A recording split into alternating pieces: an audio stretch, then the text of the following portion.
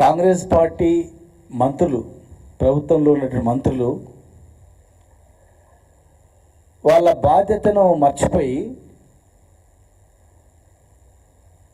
వాళ్ళు గతంలో ఏ పార్టీలో ఉన్నారని కూడా మర్చిపోయి గత ప్రభుత్వ హయాంలో ఏ హోదాలు ఉన్నారని మర్చిపోయి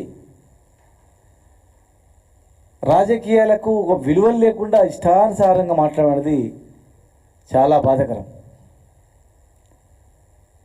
ఎస్ఎల్బిసి ఘటన అనేది చాలా దురదృష్టకరం. మేము రాజకీయాలు చేయట్లేదు.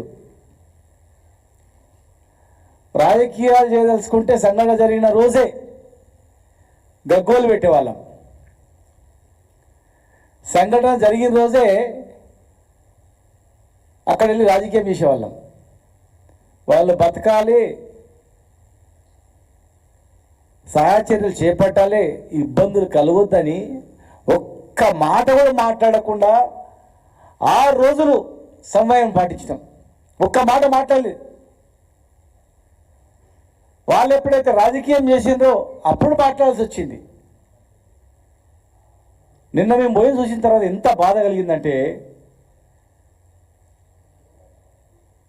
ప్రభుత్వ చర్యల వల్లనే ఈరోజు అక్కడ వాళ్ళు ఒకవేళ చనిపోయి ఒక్కొక్క శవం వస్తుంది. ఇప్పుడు చనిపోతే దానికి కారణం ప్రభుత్వమే అవుతుంది.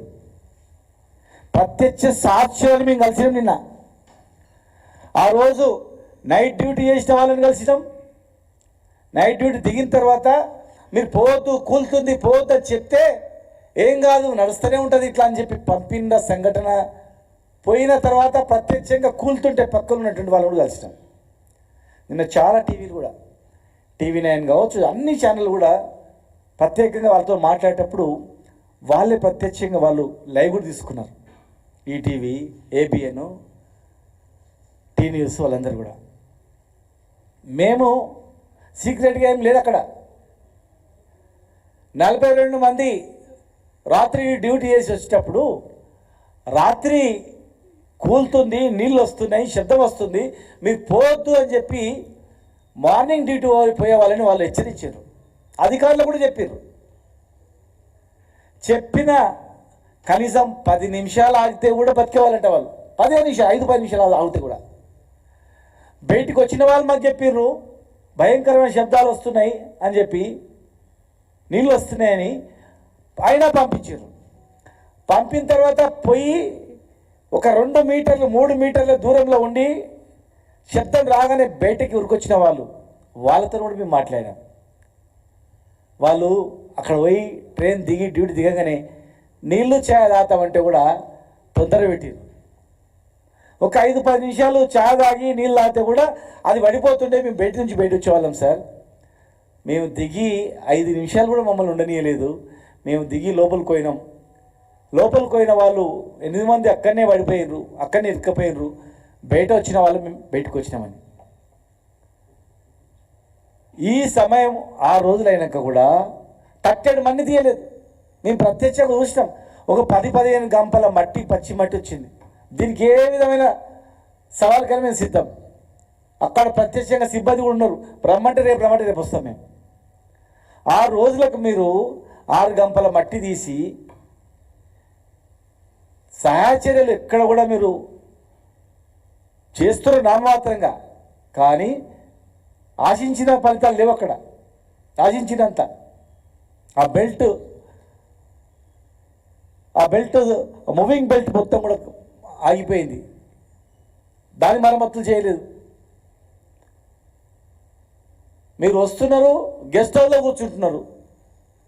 గెస్ట్ హౌస్లో కూర్చున్నట్టు ఉత్తమ్ కుమార్ రెడ్డి గారిని హరీష్ రావు గారు ఇరిగేషన్ మంత్రిగా చేసినాను. మా ఆయనలో 300 ఫీట్ల పైగా టన్నల్ మీద దోగిన అనుభవం ఉంది. ఇలాంటి టన్నల్ కూలిపోతే దాన్ని ఇమ్మీడియట్గా మరమ్మతులు చేసి టన్నల్ కంప్లీట్ చేసినటువంటి చరిత్ర అనుభవం నాకు ఉంది. కాళేశ్వరంలో కావచ్చు, పాలమూరు రంగారెడ్డి ప్రాజెక్టులో కావచ్చు. నా అనుభవంతో నేను చెప్తా. నేను తొందరగా చేద్దాం, లేట్ అయితే వాళ్ళు చనిపోతారు 8 మంది. నా అనుభవాన్ని పంచుకుందామంటే పక్కనే ప్రెస్ మీట్ పెట్టినాం. ప్రెస్ సాక్షిగా మేము కొట్లానికి ఇవ్వలేదు, ఎలాంటి గొడవలు చేయడానికి ఇవ్వలేదు. ఎమ్మెల్యేలు, మాజీ ఎమ్మెల్యేలు, మాజీ మంత్రులు మేము బాధ్యత గల వ్యక్తులుగా మేము అక్కడ పోయి మాట్లాడదామంటే కూడా కనీసం మాట్లాడడానికి కూడా మమ్మల్ని ఆహ్వానించలేదు.